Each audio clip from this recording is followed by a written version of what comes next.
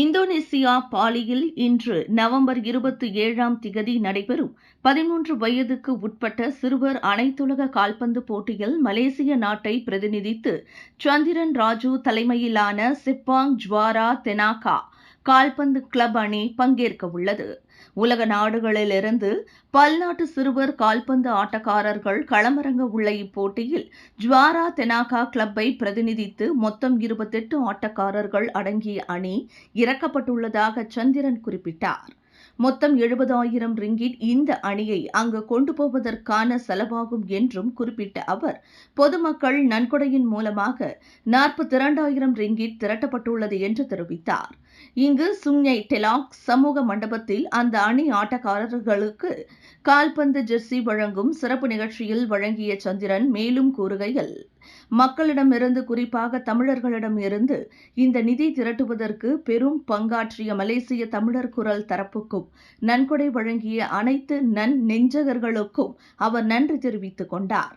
முன்னதாக இந்நிகழ்வில் பேசிய சூசை, நாளை தொடங்கும் இந்த கால்பந்து போட்டியில் முதல் கோலை போடும் ஆட்டக்காரருக்கு தங்க மோதிரம் காத்திருக்கிறது என்றும், மலேசியாவுக்கு வெற்றியை கொண்டு வரும் இந்த அணி நாடு திரும்பும் போது அவர்களுக்கு சிறப்பான வரவேற்பு நல்கப்படுவதோடு அவர்களுக்கு மேலும் சிறப்புகள் காத்திருக்கு என சூசை மேலும் கூறினார். மக்கள்கிட்ட கொண்டு போகணும். மக்கள்கிட்ட நாங்கள் தேடி வச்சிருக்கிறது ஒன்னே என்னன்னு பார்த்தீங்கன்னா நம்பிக்கை. சரிங்களா? இவர்கள் செய்தால் சரியா இருக்குமே அப்படின்ற நம்பிக்கை. ஸோ அந்த வகையில் மக்கள்கிட்ட கொண்டு போகும்போது மக்கள் பெரிய ஆதரவு கொடுத்தாங்க. கிட்டத்தட்ட ஒரு 42,000 வெள்ளி இந்த ஈவன், அதாவது இந்த பசங்க போய் அவங்க விளையாடுறதுக்கு கொடுத்தது மக்கள். இது இங்க உள்ள மக்கள் மட்டும் இல்லை, மலேசியாவை சார்ந்த எல்லா தமிழர்களும் ஒத்துழைச்சனால தான் இந்த தொகையை நம்மளால திரட்டி அவர் கொடுக்க முடிஞ்சிச்சு. மற்றபடி எங்களோட வேலை எதுவுமே இல்லை. சரிங்களா? மக்கள்கிட்ட இதை கொண்டு போய் சேர்த்தோம், அவ்வளோதான்.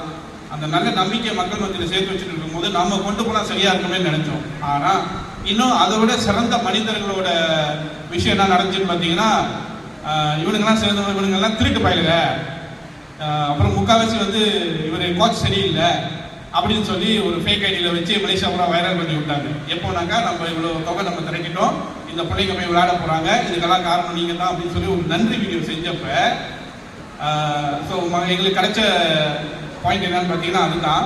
பட் இந்த உழைப்புக்கு காரணம் நாங்கள் மட்டும் இல்லை, அந்த மனிதர்கள் இருக்காரான்னு எனக்கு தெரியல. அந்த சூசை அவர் கூட மெனக்கட்டு அந்த விஷயத்தை மக்கள் மத்தியில் கொண்டு போனாரு. சரிங்களா? அது போல இன்னும் சில பேர் என்ன செஞ்சாங்கன்னா, நம்ம போட்ட வீடியோ ஷேர் பண்ணாங்க. நிறைய விஷயங்கள். சரிங்களா? ஏன்னா இதெல்லாம் செய்யணும்னா உண்மையிலேயே நம்ம கோச் பெரியவர் சொன்ன மாதிரி தைரியம் வேணும். ஏன்னா எவ்வளோ கல்லடி காய்க்கிற மரம் தான் கல்லடி படும்னு சொல்லுவாங்க இல்லையா? அந்த மாதிரி இவர் நிறைய விஷயங்களை சாதிக்கணும்னு நினைக்கிறப்போ இவர் சந்திரன் போல நம்மளோட மனிதர்களுக்கு அடி நிறைய விழுவோம். சரிங்களா? அவமானங்கள் நிறைய தாங்கணுங்க. ஏன்னா அவருக்கும் குடும்பங்கள் இருக்கு, அவருக்கும் சொந்த வேலை இருக்கு, அவருக்கும் நிறைய வேலைகள்லாம் இருக்கு. இதெல்லாம் பொருட்படுத்தாம இதெல்லாம் ஒரு பக்கத்தில் இருந்தாலும் சமுதாயத்துல இந்த மாதிரி ஒரு சில விஷயங்களை செய்து ஆகணும். நம்ம சமுதாயத்துக்கு நாளைக்கு நம்ம ஊக்குவித்து நம்ம செய்துட்டோம் அப்படின்னு சொன்னாக்கா அடுத்து வர சமுதாயம் பின் வர சமுதாயம் இதை ஃபாலோ பண்ணி வந்துருவாங்கன்றத நம்பி அவர் இன்ன வரைக்கும் எவ்வளவு அவமானம் பண்ணிட்டு இருக்காருன்றது எங்களுக்கு தெரியும், கூட இருக்கிற எங்களுக்கு தெரியும். சரிங்களா?